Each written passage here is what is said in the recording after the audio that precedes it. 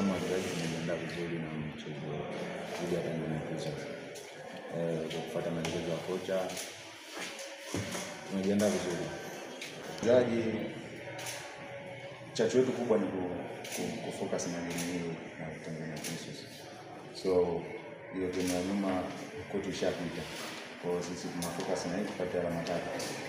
Nasema matokeo yaliyopita nyuma tunapata alama sare.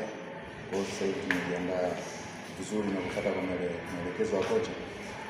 Tunahitaji alama 3, tunahitaji kuruhusu na tunahitaji kushinda. Sisi tumejiandaa kushinda, kupata alama 3 ili ya mchezo wa kesho. Kama walivyosema wanatumia nguvu, pia vitu vyote vinawezekana.